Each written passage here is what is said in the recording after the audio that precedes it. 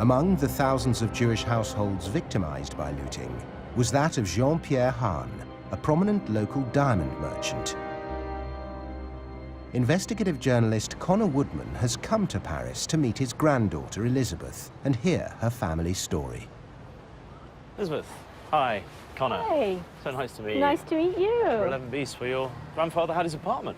Amazing, isn't it? Yeah. They moved here in 1934. And escaped. And escaped when the Germans came. Wow. Well, I'd love to hear more about it. Should we grab a drink? That would be great. Talk some more?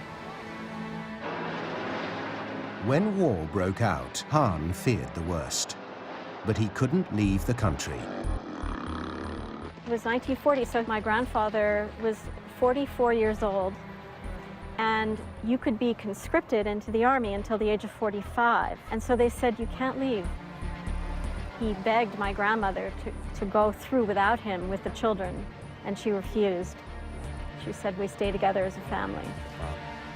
After the French surrender, Hahn knew they had to escape the country as soon as possible or face deadly consequences at the hands of the Nazis. So how did your family eventually escape from France? They went through Spain, and they got out. So they get out to Spain, board a boat, head to New York, presumably traveling light. Yeah. So a lot of stuff gets left behind. Yes. I think they definitely assumed that they would be coming back for everything. In the rush to escape, the family was forced to abandon paintings, antique furniture, and handmade carpets. And Hahn was also compelled to leave behind the lifeblood of the family business.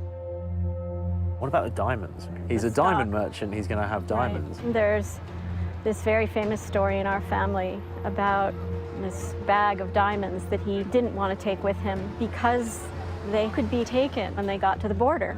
Of course. It's June 1940, and Paris is falling into the hands of the Nazis. Like thousands of other Parisians, Jean-Pierre Hahn is working out how he can get his young family to safety. The problem is what to do with his precious diamonds. He can't risk having them fall into the hands of the Nazis, so he comes up with a cunning plan. He melts some grease in the bottom of a jar, and when the grease is liquid, he drops the diamonds in one by one. When it sets again, the diamonds are hidden inside, and he gives the jar to his friend and asks him to hide it for him. He vows that one day he'll return to collect his diamonds, and then he takes his family and flees. Now all he can do is hope for the best.